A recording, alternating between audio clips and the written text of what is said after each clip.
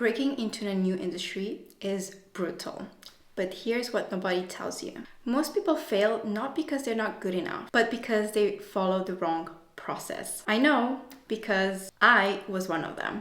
2 years and hundreds of applications, LinkedIn messages left unseen. And the whole time I was thinking, what am I doing wrong? Why is this not working? Then I realized the issue wasn't me, it was the approach. The moment I changed the process, everything changed. I went from being ignored to get into my dream company and in the exact job I wanted. And the master I did played a part, but not the way you would expect. Because it wasn't a degree that opened the door, but how I used it. And today, I'm gonna break down the exact framework that got me there, step by step, so you skip the 2-year trial and error I had to go through. If you wanna break into a new industry and nothing is working, this video is for you.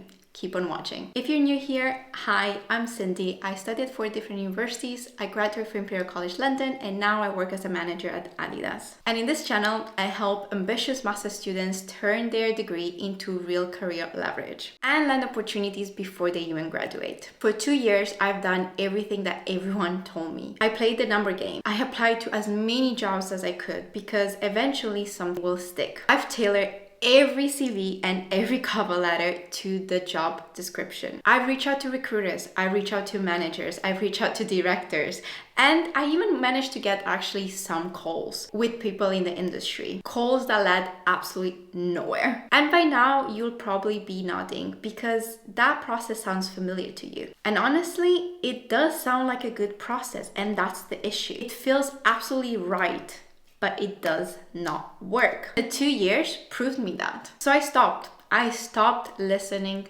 to generic advice. I started asking different questions. I went from how can I tailor my application in the best possible way to how did people in the industry actually get in? How are these people getting promoted? And as I was asking that, I started identifying a pattern. And that pattern I turned into a framework. A framework that got me into the industry in only 3 months. Because the truth is, if you are a student, you already have the tools. You have career fairs, alumni, company access. What you don't have is strategy. And this is exactly what the 3P framework gives you. The first P stands for positioning. Stop reaching out to companies and start reaching out to the right people. First shift is reverse strategy. Stop saying, I want to work for Adidas. Start saying, I want to work for brand communication within the sports industry. Once you have the department, start making a list of 10 companies you would really love to work for. Once you have that, the second step is going to LinkedIn and reverse the engineer of org structure. Search for roles such as brand manager at Adidas or marketing manager at Nike. Then you can click by people and by location. Once you have that, now you have to know from all the different options that LinkedIn gives you, who are the decision makers within those people.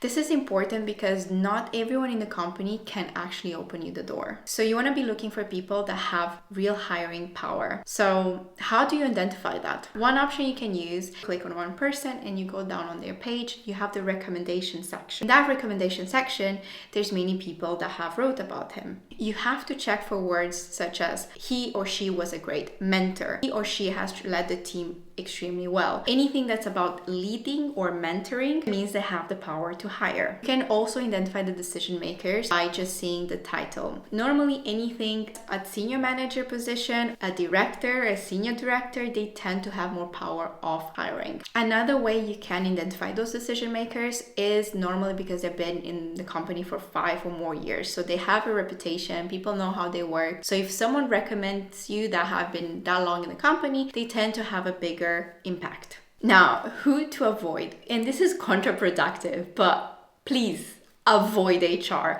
The thing is that there's nothing wrong with HR per se, but everyone contacts them. Everyone has questions because they know that the first interview is going to be with them. So they just bombarded by a lot of people. And most likely they're not going to have that much information about the role. You always get way more insights and better connection if you talk to the person that you're going to potentially be working with. There's no point for you to lose time with HR. Second, do not lose time with interns. They can't do much for you. They are struggling and trying to figure out their life. I know, because I've been one of them. However, you can use an intern insight on how the company works, what are the new things happening, what the different departments are. They have very good information of that, and ignore anyone that is not part of the function that you want to get into. Now that you identify the 10 companies, you identify the decision maker, please create a simple tracker. I use Notion because honestly my entire freaking life is run by Notion, but you can do whatever you want. Excel, Google Sheets, anything that allows you to put the following columns. Ideally, you put in the table the company name of the person, role they are in, the last interaction, and also common ground. Now, it's very important that you put as much information about that person. What made you feel connected to them? What common ground you have? Let's say you find out that they like the same sport or they read the same type of books. This is one of the benefits of being in today's age. Everything is very public. So you're naturally going to be able to see what interests they have. Believe me, that information is relevant because I'm sure with every single person, you can find at least 1 or 2 things that you have a common ground. Now that you have put down the department, 10 companies, and now ideally 5 to 10 people within that company that you think they are decision makers, we are going to move into the second P, which is proximity. Honestly, this is where most people fail because they jump from reaching out to someone to asking for something. This middle is like it doesn't exist. The thing is that people are willing to recommend you. People are willing to open you doors, but you have to build trust. A relationship has to be built. And without that, you cannot build familiarity. You cannot build value. Don't open with, I want to work for the company you work for. Open with something a bit more human, something that you admire about that person, something you have in common with that person. For example, you can say, I've seen you transition from finance to strategic marketing. This is a path that I'm also looking forward to follow. Can you tell me, how did you approach it? And before any call or any interaction, do your research. Understand the company. Read the annual report. Figure out what were the latest launches. What are the main competitors? What are the industry challenges at the moment? Because honestly, if you do that, you're able to talk way more naturally and way more prepared, and this will come so much across the conversation that you have with that person. And this is just an example. I saw Adidas is pushing even further in direct to consumer. How is that affecting the storytelling? How is that affecting the retail? That alone just shows that you have read about the company. And after the conversation, you can send a relevant article. You can send a short insight, and even do a recommendation based on the conversation you had. Let's say that in the call, the person told you that they have challenges to connect with the Gen Z. After that conversation, you can go and send, hey, I came across this article that I thought it would be valuable because it goes into the detail on how storytelling works with Gen Z. This is very valuable, and it shows a person that you're not only thinking as a student, but you're thinking as a peer. Once you've built that familiarity, you've built that trust, you brought value to the table, then you can mention you want to build a career in that industry and that in fact, that's the company that you want to work for. We are moving now to the last P, which stands for pull. This is when the company starts moving towards you instead of you constantly having to push your application. This is the final goal, but this is also where most of people fall apart because either they do a very good positioning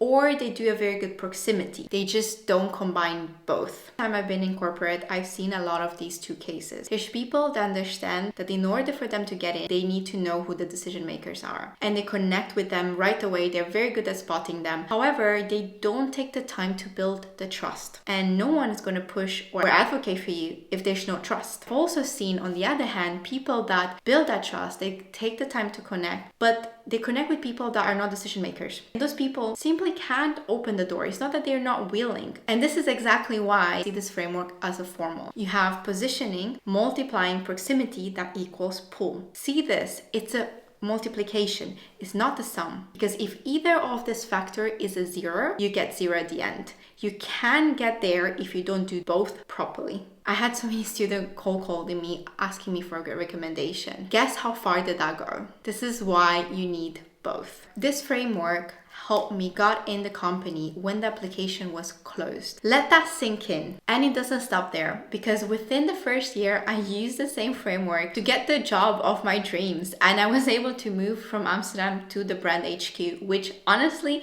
everyone told me that is absolutely impossible. So I'm 100% sure that it's going to work for any industry, any department that you want to use it for. If this video was for you, subscribe, because in the next video, I'll break down how I was able to use this framework in the creative way to be able to get my dream job. And in case you're still trying to figure out that first stage, which is the department, what is the career you're trying to build, then definitely go check out the video that I put over here. Bye!